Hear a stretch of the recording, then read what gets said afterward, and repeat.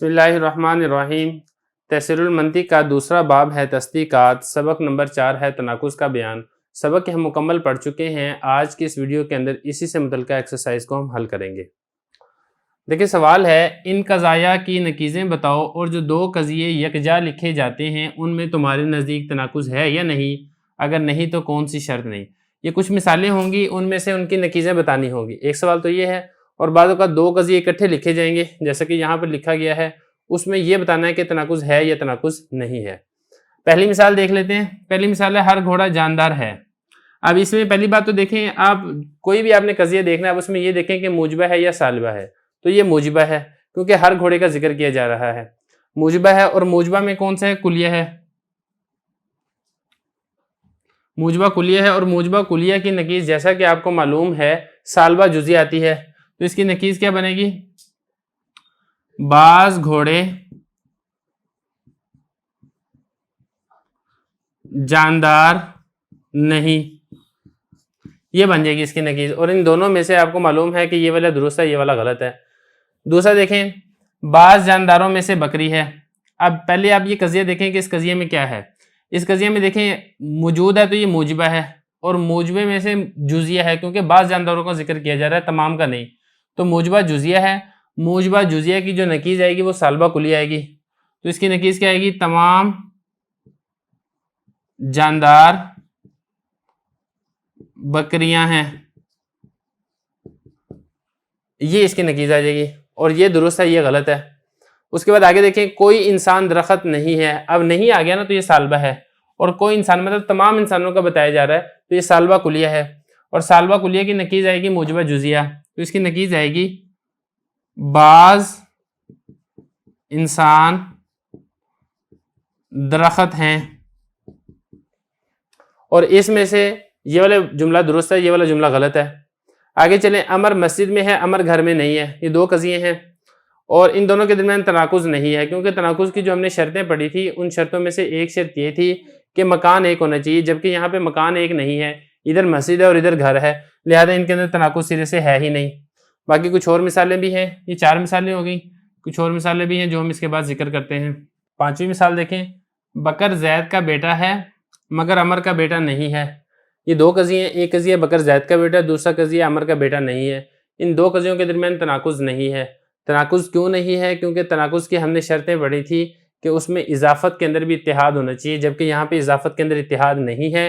ایک میں اضافت ہو رہی ہے زید کی طرف، دوسری میں اضافت ہو رہی ہے عمر کی طرف، اس لیے چونکہ نسبت ایک نہیں ہے، اضافت ایک نہیں ہے، اس لیے اس میں تناقض بھی نہیں ہے۔ اگلی مثال دیکھیں، 6، فرنگی گورا ہے، فرنگی گورا نہیں ہے۔ اس مثال میں تناقض ہے کیونکہ یہ دیکھیں، یہ ہے موجبہ اور یہ ہے سالبہ، لیکن یہ اس وقت ہوگا کہ جب ان دونوں سے مراد کل لیا جائے، فرنگی کا کل گورا ہے اور فرنگی کا کل گورا نہیں ہے، پھر تو تناقض ہوگا۔ اور اگر ایک سے مراد فرنگی کا کل لیا جائے اور دوسرے سے مراد فرنگی کا جز لیا جائے، تو پھر اس صورت کے اندر چونکہ شرط نہیں پائی جائے گی اور اس وجہ سے تناقض بھی نہیں ہوگا۔ 7ویں مثال دیکھیں، ہر انسان جسم ہے۔ اب پہلی بات تو یہ سمجھے کہ اس کی آپ نے نقیض نکالنی ہے، تو آپ یہ دیکھیں کہ یہ موجبہ ہے یا سالبہ ہے۔ تو یہ موجبہ ہے کیونکہ جسم کے ہونے کا ذکر ہے، اور موجبہ میں آیا یہ کلیہ ہے یا جزیہ ہے، تو یہ کلیہ ہے کیونکہ ہر انسان، تمام انسانوں کے متعلق کہا جا رہا ہے۔ تو موجبہ کلیہ کی نقیض جیسا کہ آپ کو معلوم ہے سالبہ جزیہ آتی ہے، تو اب اس کی نقیض آئے گی بعض انسان جسم نہیں ہے، یہ اس کی نقیض آئے گی کیونکہ موجبہ کلیہ، تو اس کی نقیض آئے گی سالبہ جزیہ۔ اس کے بعد آگے دیکھیں، بعض سفید جاندار ہیں۔ سفید مطلب سفید، یہ پرانی اردو ہے، قدیم اردو، اس میں سفید ہوتا تھا، تو بعض سفید جاندار ہیں۔ پہلی بات تو اب یہ سمجھے، اس نے آپ نے نقیض نکالنی ہے، آیا یہ موجبہ ہے یا سالبہ ہے؟ تو یہ موجبہ ہے کیونکہ جاندار ہونے کا ذکر ہے۔ آیا یہ کلیہ ہے یا جزیہ ہے؟ تو جزیہ ہے کیونکہ بعض کے متعلق کہا جا رہا ہے۔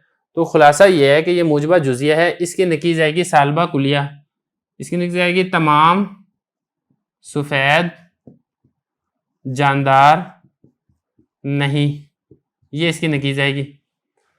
یہ 8 مثالیں ہو گئی ہیں، اس کے بعد 4 مثالیں اور ہیں، اس کے ساتھ ہی ہماری تمرین مکمل ہو جائے گی۔ 9ویں مثال دیکھیں، بعض جاندار گدھا نہیں ہیں۔ سب سے پہلے تو آپ یہ دیکھیں کہ یہ سالبہ ہے یا موجبہ ہے، تو یہ سالبہ ہے کیونکہ نہیں کا ذکر ہے، اور سالبہ میں کلیہ ہے، جزیہ ہے؟ جزیہ ہے کیونکہ بعض کا ذکر ہے، تو سالبہ کلیہ کی نکیز جیسا کہ آپ کو معلوم ہے موجبہ جزیہ آتی ہے سالبہ کلیہ کی، لیکن یہ چونکہ سالبہ جزیہ ہے لہذا اس کی نکیز آئے گی موجبہ کلیہ۔ اب موجبہ کلیہ اس کی نکیز کیسے آئے گی؟ ہر گدھا جاندار ہے، یہ اس کی نکیز آئے گی، کیونکہ ہے تو ہو گیا نا یہ موجبہ، یہ سالبہ تھی یہ موجبہ ہو گیا، اور اس میں چونکہ بعض تھا جزیہ تھا تو اس کی نکیز میں ہر گدھا یعنی کلیہ آ جائے گا۔ اسی طرح بعض انسان لکھنے والے یہ بھی ایسے ہی ہے، یہ دیکھیں پہلی بات تو اس میں ہونے کا ذکر ہے تو یہ موجبہ ہے، اور بعض کا ذکر ہے تو یہ جزیہ ہے، تو موجبہ جزیہ ہے، اس کی نکیز آپ نے لے کر آنی ہے سالبہ کلیہ۔ اب اس کی نکیز سالبہ کلیہ کیسے آئے گی؟ کوئی انسان لکھنے والا نہیں، اب یہ دیکھیں اس میں ہے تھا نا لکھنے والا ہے، اس میں نہیں آ گیا تو یہ موجبہ تھا یہ سالبہ ہے، اور اس میں تھا بعض انسان اور اس میں کوئی انسان، مطلب تمام کے تمام انسانوں میں سے کوئی بھی لکھنے والا نہیں ہے، تو اس لیے یہ آ جائے گا کلیہ۔ آگے چلیں، بعض بکریاں کالی نہیں، اب نہیں کا ذکر ہے تو یہ سالبہ ہے، بعض کا ذکر ہے تو یہ جزیہ ہے، تو سالبہ جزیہ ہے، اس کی نکیز جب آپ لے کر آئیں گے تو وہ موجبہ کلیہ لے کر آئیں گے۔ ہر بکری کالی ہے، نہیں یہ تو ہو گیا سالبہ، ہے یہ ہو گیا موجبہ، بعض یہ ہو گیا جزیہ، اور ہر بکری یہ ہو گیا کلیہ۔ آخری مثال ہے زید رات کو سوتا ہے دن کو نہیں سوتا، یہ دو قضیے آئے ان میں تناقض ہے یا نہیں؟ تو ان دونوں میں تناقض نہیں ہے کیونکہ شرط نہیں پائی جا رہی۔ تناقض کی شرطوں میں سے ایک شرط یہ تھی کہ زمانہ ایک ہو، جبکہ یہاں پر زمانہ ایک نہیں ہے جس کی وجہ سے اس میں تناقض نہیں پایا جا رہا۔ اسی کے ساتھ ہی ہماری یہ ایکسرسائز تمرین مکمل ہو گئی ہے۔